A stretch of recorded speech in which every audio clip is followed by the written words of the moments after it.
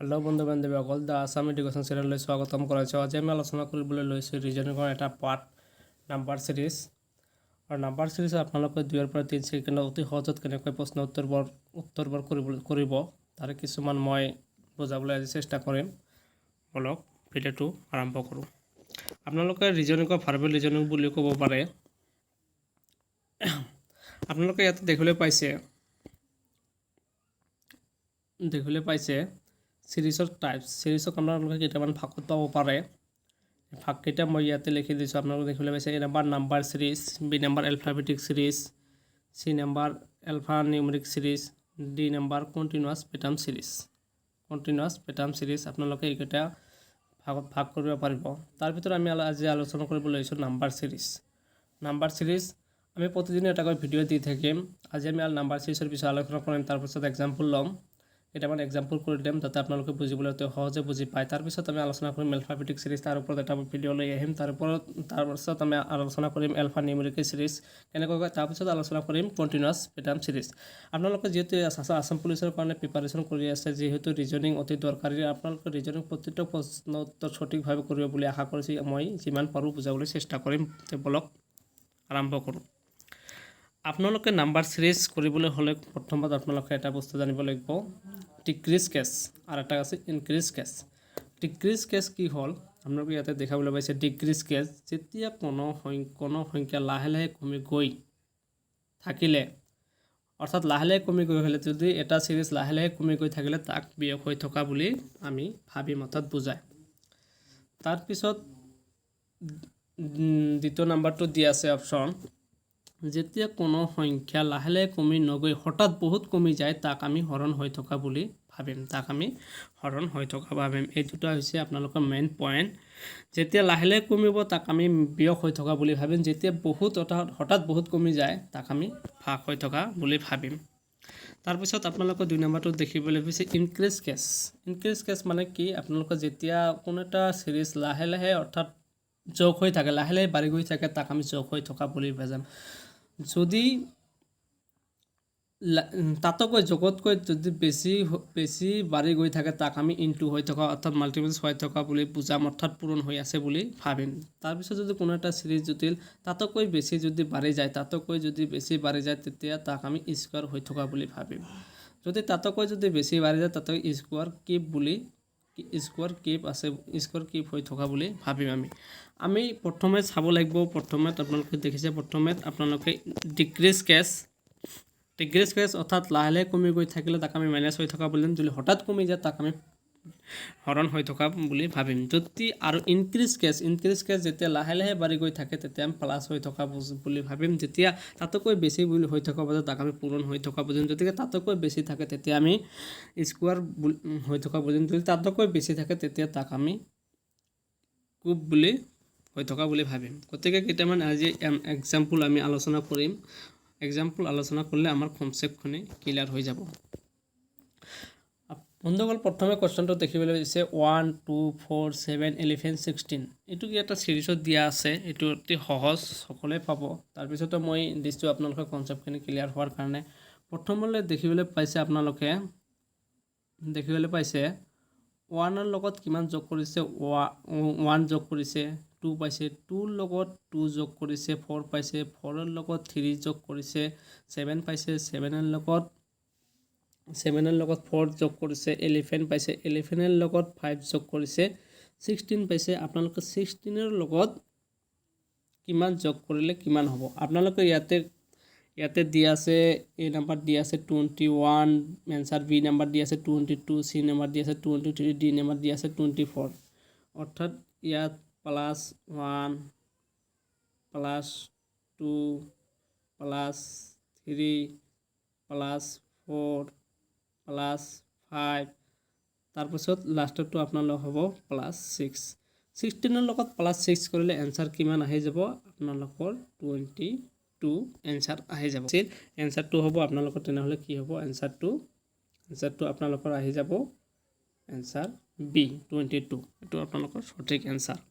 এনেকুৱা সহজ ছিৰিজ আহিলে আপোনালোকে অতি সোনকালে বুজিব লাগে। প্ৰথমে আপোনালোকে ছিৰিজটো এনেকুৱা তলত লিখি লৈ তাৰপিছত কৰিবলৈ চেষ্টা কৰিব।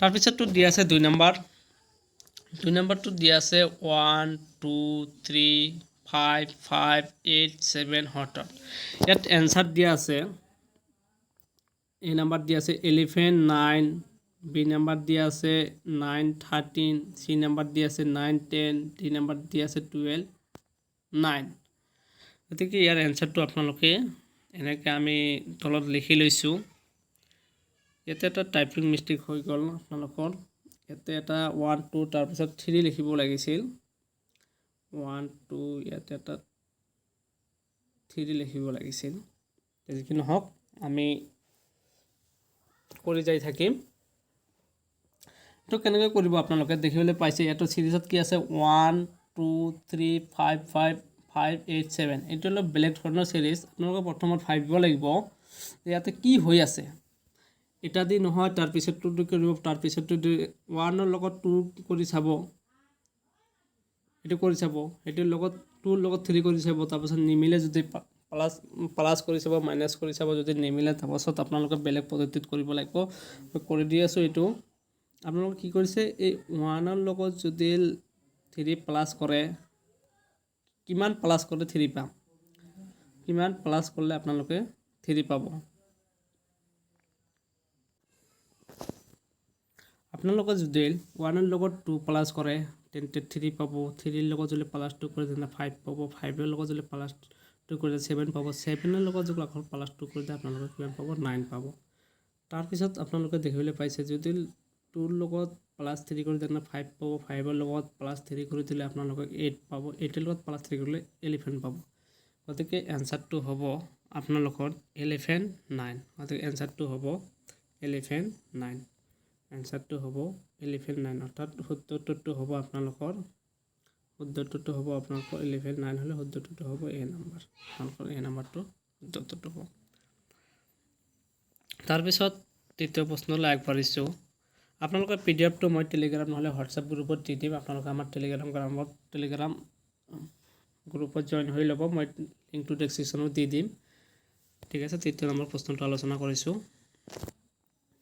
তৃতীয় নম্বৰ প্ৰশ্নটো হ'ল তলৰ কোনটো ভুল আছে তলৰ কোনটো ভুল আছে আপোনালোকে ভুলটো ইয়াত উলাব গৈ আছে ইয়াত কোশ্চেন দিয়া আছে আপোনালোকৰ এই 196 169 144 121 101 আপোনালোকে ভাবিব লাগিব ইয়াত কি হৈ আছে প্ৰথমে চাওক 196 ৰ পৰা ইয়াতে মাইনাস কৰিছে বহুত মাইনাস হৈ গৈছে তাৰ পিছত 144 121 129 আপোনালোকে ভাবিব লাগিব কি হৈ আছে তো ব্লক আমি কৈ আছো ইয়াত কি হৈছে আপোনালোকে প্ৰথমতে যদি ইয়াতে দেখে 14 নৰ যদি স্কোয়াৰ কৰে আপোনালোকে কিমান পাব 196 তাৰ পিছত যদি আপোনালোকে 13 ত স্কয়াৰ কৰে তে আপোনালোকে কিমান পাব 169 তাৰ পিছত যদি আপোনালোকে 12 ক স্কয়াৰ কৰে তাৰ পিছত পাব আপোনালোকে 144 তাৰ পিছত যদি আপোনালোকে 11 ক স্কয়াৰ কৰে তেনেহলে আপোনালোকে 121 পাব তাৰ পিছত যদি আপোনালোকে 10 ক স্কয়াৰ কৰে কিন্তু 100 কিন্তু আপোনালোকে নাপায় 10 ক স্কয়াৰ কৰিলে 100 নাপাব গতিকে ইয়াৰ ফুল উত্তৰটো হ'ব আপোনালোকৰ ফুল উত্তৰটো হ'ব 101 ফুল উত্তৰটো হ'ব 101 এটো হ'ব শুদ্ধ উত্তৰ তো বলো আমি ইয়াৰ পিছত এটো এ নাম্বাৰ ইয়াৰ পিছত আৰু এটা কোশ্চেন আছে এটা আমি আলোচনা কৰিম ইয়াতে কি দিয়া আছে বি নাম্বাৰটো দিয়া আছে 9 19 30 7 75 141 297 ইয়াত কি হৈ আছে ইয়াত কি হৈ আছে হেতু আপোনালোকে চাব লাগিব ইয়াত কি হৈছে বন্ধুসকল আপোনালোকে দেখিবলৈ পাইছে আপোনালোকে প্ৰথমত কি কৰিব এটা লিখি লইব এনেকৈ লিখি লৈ তাৰ পিছত কৰিব ইয়াতে কি হৈছে বন্ধুসকল আপোনালোকে দেখিবলৈ পাইছে 9 ৰ লগত 2 পূৰণ কৰিলে কি হয় 18 18 ৰ লগত কি কৰিছে 1 প্লাস কৰিছে তেনেহলে কি হয় 19 আৰু 19 ৰ লগত 2 পূৰণ কৰিছে আকৌ ফিৰ -1 কৰিছে তেনেহলে 37 37 ৰ লগত আকৌ 2 পূৰণ কৰিছে কি হয় 74 74 লগত আকৌ 1 প্লাছ কৰিছে 75 হৈছে 75 লগত আকৌ 2 পূৰণ কৰিছে 2 পূৰণ কৰিলে হয় 150 দেশৰ লগত আপোনাৰ 1 মাইনাছ কৰিছে কি হ'ল 149 149 লগত আকৌ 2 পূৰণ কৰিছে 2 পূৰণ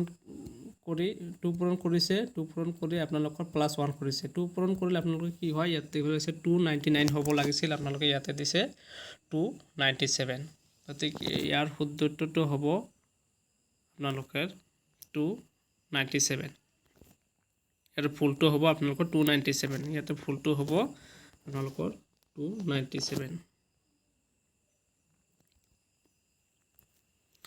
তাৰপিছত 4 নম্বৰ প্ৰশ্নলৈ আগবাঢ়িছোঁ 4 নম্বৰত দিয়া আছে 336 1872 সেইটো আপোনালোকে কৰি চাব লাগিব তলত এনেকৈ বহাই ল'ব বহাই লৈ তাৰপিছত আপোনালোকে কি কৰিব এই 3 যে আপোনালোকে দেখিবলৈ পাইছে এই 3 লগত কিমান পূৰণ কৰিলে আপোনালোকৰ 3 হ'ব আপোনালোকৰ 3 লগত যদি 1 পূৰণ কৰি দিয়ে তেন্তে 3 হ'ব 3 লগত 2 পূৰণ কৰিলে 6 হ'ব 6 লগত 3 পূৰণ কৰি দিলে 18 হ'ব 18 লগত 4 পূৰণ কৰি দিলে 72 হ'ব 70 লগত যে 72 লগত যদি 5 পূৰণ কৰি দিয়ে আপোনালোকৰ কি হ'ব কিমান হ'ব 360 অৰ্থাৎ ইয়াৰ শুদ্ধটো হ'ব আপোনালোকৰ C নম্বৰ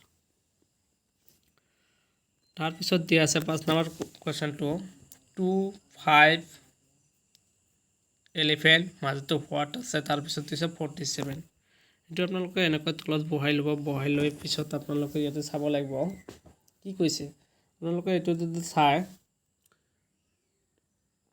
2 ৰ লগত যদি 2 পূৰণ কৰে 4 হ'ব 4 লগত 1 প্লাছ কৰিলে আপোনালোকে কিমান পাব 2 1 প্লাছ কৰিলে 5 পাব তাৰপিছত আপোনালোকে 5 ৰ লগত যদি 2 পূৰণ কৰে 10 পাব 10 ৰ লগত প্লাছ 1 কৰিলে আপোনালোকে 11 পাব 2 into plus 1 11 পাব 11 লগত যদি আপোনালোকে 2 পূৰণ কৰে কিমান পাব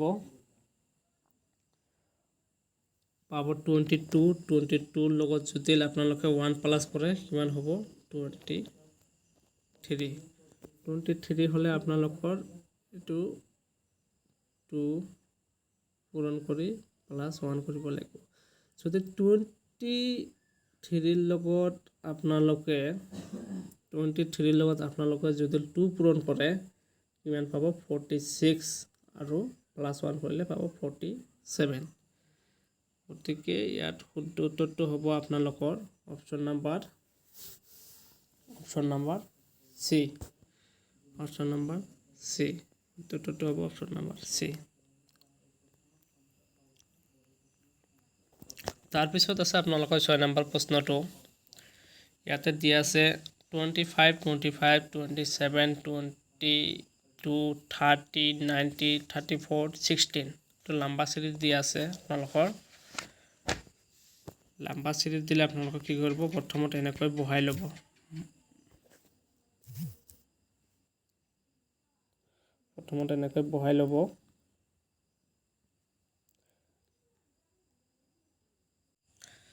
ইয়াতে কি কৰিছে বন্ধুসকল প্ৰথমতে দেখিবলৈ পাইছে 25 ৰ লগত 27 হলে আপোনালোকে কি কৰিছে প্লাস 2 কৰিছে প্লাস 2 কৰি কিমান পাইছে 27 লগত আকৌ প্লাস 3 কৰিছে মানে 1 কৈ বাঢ়ি গৈ গৈছে 30 পাইছে 30 লগত আকৌ প্লাস 4 কৰিছে 34 পাইছে 34 ৰ লগত আকৌ প্লাস 5 কৰিলে কিমান হ'ম 39 পাম এতিয়া আমি ওপৰটো চাম ওপৰটো আপোনালোকে দেখিবলৈ পাইছে 3 ৰ লগত 25 ৰ লগত -3 কৰিলে 22 পাম 22 ৰ লগত আকৌ -3 কৰিলে 90 পাম 90 লগত আকৌ -3 কৰিলে আপোনালোকে যেটো হ'ব ইয়াতে হ'ব 16 ৰ পৰা -3 কৰিলে 16 ৰ পৰা -3 কৰিলে আপোনালোকে কিমান পাব 13 পাব গতিকে আপোনাৰ এনসাৰটো হ'ব আপোনালোকৰ এ নম্বৰ অৰ্থাৎ আপোনালোকৰ এনসাৰটো হ'ব আপোনালোকৰ 39 তাত এনসাৰটো হ'ব আপোনালোকৰ ঠিক আছে এনসাৰটো হ'ব এনচাৰটো হ'ব 39। তেওঁলোক আমি পৰৱৰ্তী প্ৰশ্নটো চাই লওঁ। 7 নম্বৰ প্ৰশ্নটো যি আছে 36 12 48 যি আছে 9.6। আপোনালোকে এইটো ভাবিব লাগিব ইয়াত কি হৈ আছে। প্ৰথমত আপোনালোকে ইয়াতে তলত লিখি লৈ ল'ব, লিখি লৈ তাৰপিছত আপোনালোকে এনচাৰটো কৰিবলৈ চেষ্টা কৰিব। তাৰপিছত আপোনালোকে 36ত যদি আপোনালোকে কি কৰে 3ৰে ডিভাইড কৰে তেন্তে কিমান পাব 12। আকৌ 12ৰ যদি 4 পূৰণ কৰে তেন্তে কিমান পাব 48। আকৌ 48ক যদি আপোনালোকে 5 দি ডিভাইড কৰে তেন্তে কিমান পাব 9.6।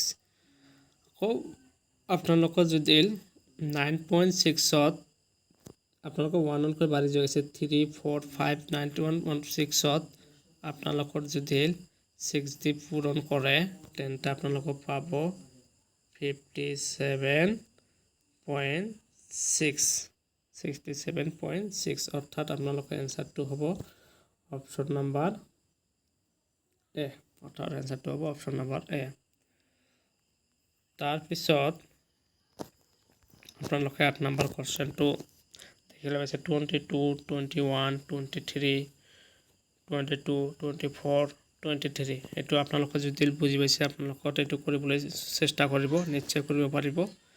গতিকে বন্ধু বান্ধৱীবিলাক আশা কৰিছোঁ নাম্বাৰ চিৰিজৰ ওপৰত আপোনালোকে কথাখিনি বুজি পাইছে। যদি হঠাতে কিবা ভুল হৈছে তেন্তে ক্ষমা কৰি দিব।